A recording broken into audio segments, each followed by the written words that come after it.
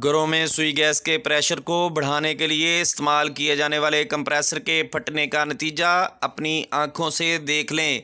खुदारा अपनी और अपने अहलो-याल की ज़िंदगियों को दांव पर मत लगाएं।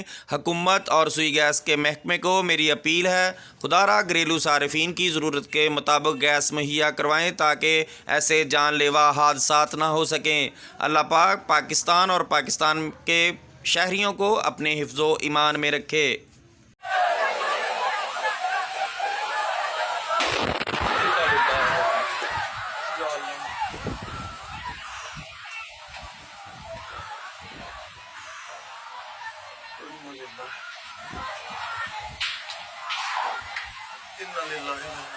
मज़ीद ख़बरों के लिए हमारे चैनल 1 by 1 न्यूज़ HD को लाइक करें, शेयर करें और सब्सक्राइब करें ताकि हर आने वाली वीडियो आपको मौसूल हो सके।